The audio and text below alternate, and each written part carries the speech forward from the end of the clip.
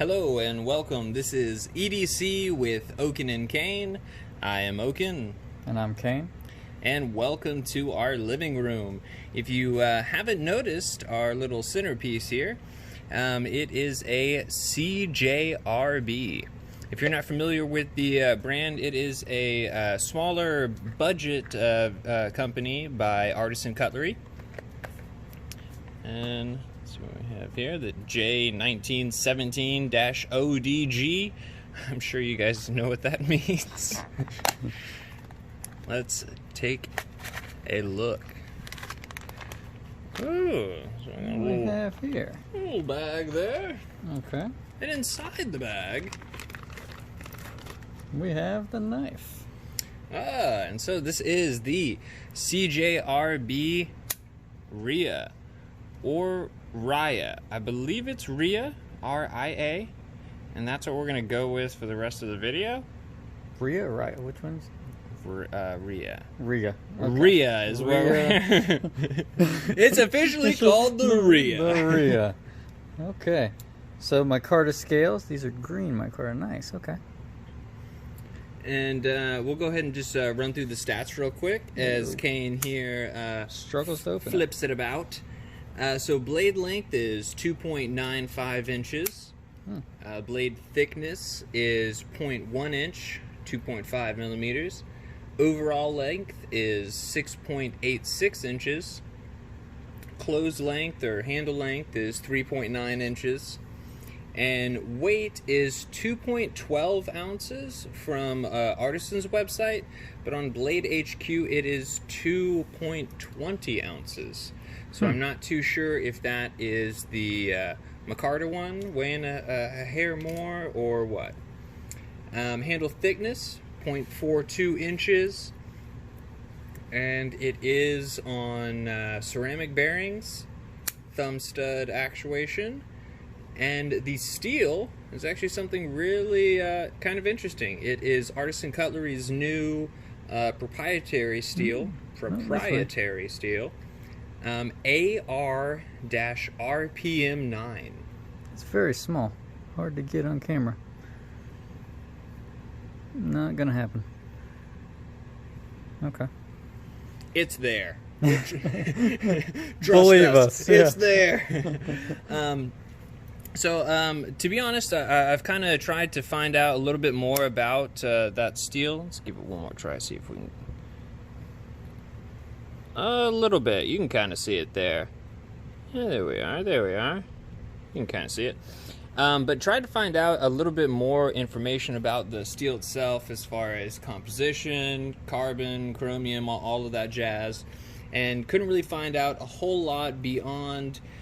it is a powdered steel, so a lot more of your budget steels are kind of more of a basic ingot steel. So this one's got a little bit different treatment. I'm not too sure, not knowing the other composition, kind of what the desired result is beyond. A little bit better than 14C28 N and D2 is kind of what they were shooting for. So For the money, should be a pretty good steel. yeah, we'll get into that that later if we really do feel that it is worth the money. Dun dun dun. But this is relatively new, just got released a little while ago. The most of the variants are in G10. And then you have this model here in the Micarta Scales and the RPM9 steel. I really like the Micarta Scales. Looks very, very, very nice. One thing I do love that we're seeing here more in 2019 and 2020 is a lot more companies doing some Micarta, flax Micarta, different types of Micarta. So I'm loving seeing that. So let's get into it a little bit more, and let's talk about this blade here. So some good and bad with this. I'll be honest. I do like... let's see if we can get it without glaring a little much. But I do like the little bit of a... I don't know what you'd call this. I kind of refer to it as like a feather shaped blade, where it sort of bows out and then comes back up to a point. but I think they've got it listed as a drop point, which I mean technically it is.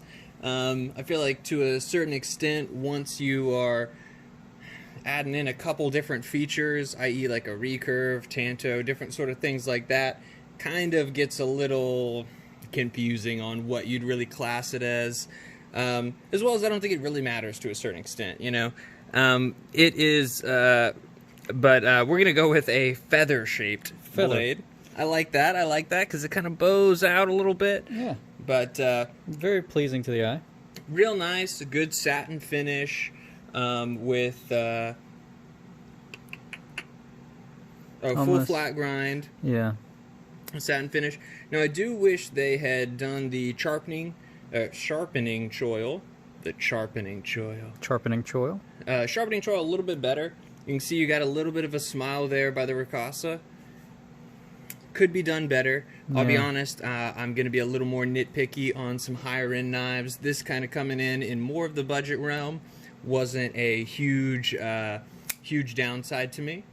As somebody who does have a KME and is getting pretty decent with sharpening in general, I don't hugely mind, but obviously, yeah, recurve is always a little fun when it comes to sharpening. So I don't necessarily love the recurve, but in the same vein, it really does stylistically add a lot to the knife. I think it really does have a nice... Yeah, it makes it sort of classy looking, yeah, like a very gentleman's classy. folder. Mm-hmm. So I really do like that. The thumb stud is just on the one side, so you can't do any sort of spider flick or lefty accessible. It does look like you might could switch it around. I'm not sure. I don't... Well, probably not because of... Yeah, I think you'd run into that there. You wouldn't be able to do that. So it is for righties only. Yep, righties only. Looks like pocket clip, same way. Yep. Tip up carry, right hand. It's not the easiest to shoot out. It's not like a normal... There we go. Not like a normal thumb stud where it's just absolutely you know how to push it. This one sort of takes some getting used to. Yeah, I think in the scheme of things, having the thumb stud so close to the pivot and then not having as much area here to be able to kind of charge that open up. It's you sort of have to give like this kind of motion instead of out or up. It's sort of like that, but once you do get past that detent, it flies out. It almost feels assisted. Mm-hmm. I do like that. So definitely like that. As far as action goes, I mean, like Kane was just saying, once you kind of get that down pat, I mean, it's definitely slinging out very, very nicely. It is on ball bearings, so, you know, pretty smooth action. It being such a thin, small blade, obviously it's only going to be a certain amount of drop shutty, but all in all, action not too bad. I'm curious to see kind of how it breaks in a little bit more and see if it kind of smooths out even a little bit more. Missed it twice. Next handle, we kind of discussed most of that.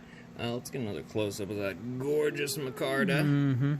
Absolutely love that. I think they did a really, really good job with that, and especially bringing something like that to that kind of more budget price point. These came in at about $55, so not too shabby, not breaking the bank, and definitely gives you something that's really does have a nice, classy look. And I like how they were consistent with all the hardware, the liners, the pocket clip. It's all sort of done in more of a, I guess, a satin shiny finish instead of one being matte, one being stone wash, something like that.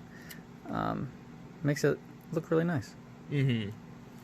And the one complaint I have about handle, and honestly this kind of goes into the design a little bit, and that was that one spot that we had talked about right here, is if they had just, let's see if we can get it a little bit better, if they had thinned out the micarta right there a little bit more, maybe widened that chamfer out, it would have given you a little bit more space to be able to access that a little bit easier.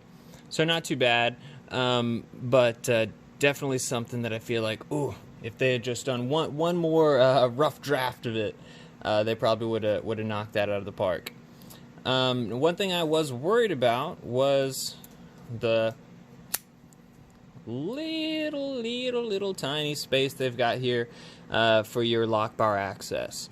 I thought it was going to be a lot worse than it was, honestly, if you're able to kind of get your thumb in there at that angle there.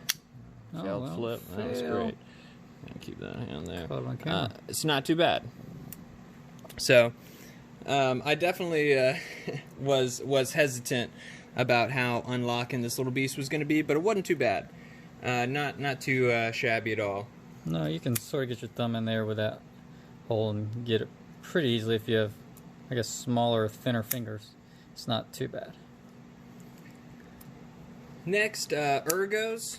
For me, ergonomically, I think it's great. I mean, it's also real simple, and with the contoured micarta, I mean, it's hard to go wrong in a lot of ways. Now, that clip does just jut straight up, no kind of ramp downwards at all, which can be a negative. For me, at least, and in my size hands, I mean, it does not remotely turn up as a hot spot at all. So, pretty nice there. What about yours? I feel the same. I do have medium-sized hands. I can easily get a 4-finger grip. It feels good in the hand. It sort of reminds me of the Capara, where it doesn't have any jimping right here on the spine of the blade. So it's a nice feel. The micarta handles really help with the grip. So I do like those and the feel of those. I don't feel the pocket clip really at all when I'm squeezing on it. So for ergos, I think it's pretty good. Yeah, I was pleasantly surprised. I mean, and once again, I mean, it being such kind of a simple knife, you don't have, any finger grooves or any sort of thing like that to kind of force your hand in a certain grip. So ergos was pretty good for something that is kind of smaller and thinner. And next, we'll tie into carry, because we already went through design. Carry is going to be about the same as ergos as far as simple, thin, nothing real bad to complain about there. And then especially, they recessed the screws. Nice. Now, they recessed one of the screws a tad bit more than the other one. Why, I don't know. My assumptions are this back screw is part of the body screw, and so it's a little bit different length, but they did not only recess the screws, but the whole clip is recessed in there. So that's always nice to see. Let's get our pocket simulation. Pocket simulation. Pocket simulator. Very high-tech stuff. If you want to know where to buy one of these, we probably can. We'll put a link in the description. Put a link in the description. Look at that. You're not going to see anything really in the pocket. Very classy. It really disappears in the pocket. There's no markings on the clip, which is nice. So people could just think it's a pocket pen. I like it. Very thin. I think you could easily get your hand by it. There's nothing to catch on, which is nice. There's no flipper tab. This is very contoured, nothing sharp. So I think it would carry very well. Yeah, definitely very nice, and being right there at like 2.2 ounces, I mean, you hardly notice it.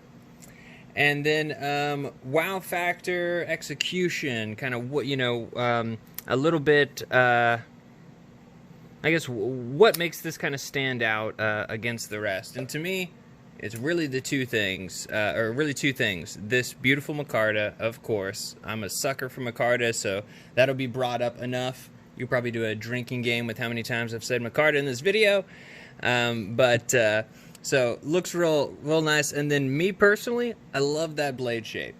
Knowing how much of a pain it's going to be to sharpen that recurve, and knowing how they could have just done a little bit better with that smile there, and it would have, it would have come out a little bit better. But still, for the price, not too bad. But those little things right there is kind of what really drew me to it. I really thought that blade shape was just different enough that it did have some intrigue. What can I say? Yeah, for me, sort of the same. I do love the Micarta Scales. I like the deep carry pocket clip, how both the pocket clip and the screws are recessed. One thing about design that was a little bit of a miss was this lanyard hole. It's sort of free floating, and as you can see right there, there's sort of a nick in the finish. I guess, you know, a higher or more expensive knife, you would want that to be perfect, and this doesn't really rattle unless you really shake it, but you can't hear it. So that's one thing. Otherwise, I do like the execution. It's a little bit difficult to get out 100% of the time unless you've practiced a lot. But overall, for the price, I really like it. Agreed. And touching on this one more time, because we didn't go over it as much earlier, but I like the idea of it. I like the concept of, hey, let's not mess the design up by drilling a hole in it to put a lanyard in for these small percentage of folks out there that are, you know, really make it or break it when it comes to a lanyard. Now, I do like that they did that, but their execution to me was, yeah, just a little bit poor. Let's see if you can really see. Ooh. Yeah, there we are. You can really see that burr that they had left on there. Just kind of shoddy work right there. Would have liked them to finish that. I'll be honest, I'll probably be taking this apart and just pulling that out, because I don't necessarily think it's crucial to its structure. And so those little things. And while we're going over, I guess, the final thoughts and the cost value, I'll also show a couple size comparisons, since we a little bit forgot to do that.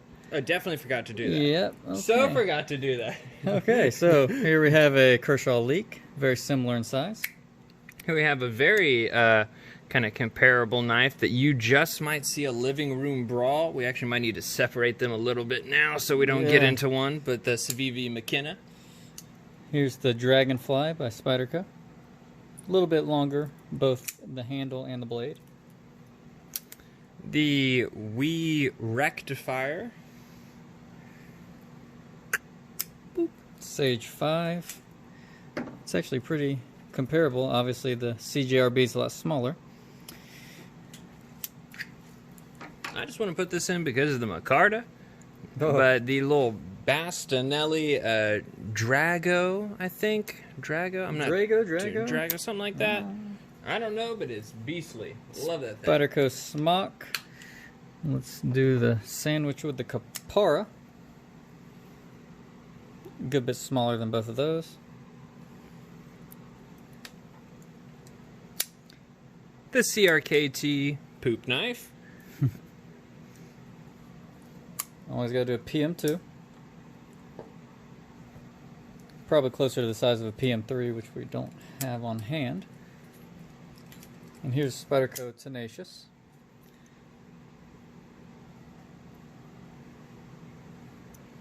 The standard US quarter.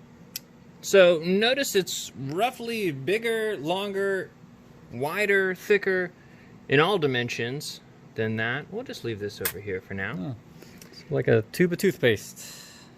Or a little bit bigger. Okay. Something's off with the size That's not right. But to wrap things up, you know, what do we think about this cost-wise, value-wise? Is this something that, let's say, something happened and it was gone? Would I buy it again? Is this something that I want to keep as a permanent part of the collection? Is this something that I would recommend out? And, you know, in a lot of ways, if you're in love with the design and you really do like that kind of smaller, gentleman, anchovy-looking little thing, I think you will really like it. Now, if you're wanting something that's going to be on that smaller, thinner size that you really still can put a lot of hard work into, really kind of beat on, you might want to go for something else. You know, so I would say for $55, it's not too bad. I would probably go for it again. Now, I really want to get some more time with this AR RPM 9 steel and really see how it performs, see how it sharpens up, see how it polishes, and kind of really make a full determination then. So you will see a probably a shorter follow-up video once I get some more time with this steel specifically. But I would say go for it, and especially if you like the design but are maybe going for the G10 variant, which I believe are like 33 bucks. So a little bit less expensive. Now those do come in 12C 27N steel, which is a great little budget Swedish steel. Something that I personally like better than 8CR. I think it sharpens real easily, and great corrosion resistance. It's not going to blow your socks off, but it's not bad at all. So I would say go for it. What about you, Kane? What about you?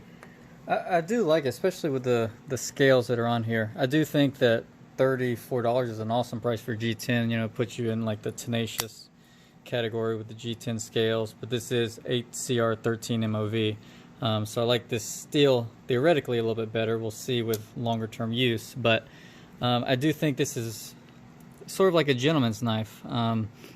With office carry, anything like that, I don't think anyone would be scared if you whip this bad boy out, and you might get some good looks from it. So I think it is well executed, especially with the deep carry pocket clip. It's a pretty good design. I do like it, I think, overall. And there we have Oakley saying hello to the living room.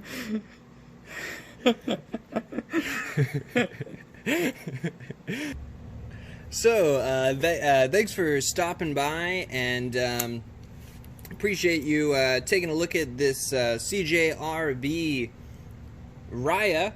Ria. I already forgot what we decided on.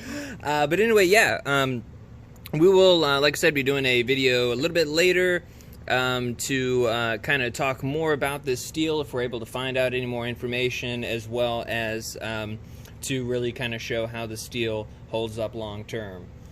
So thanks guys for stopping by our living room. Have a good day, and we'll talk to you soon.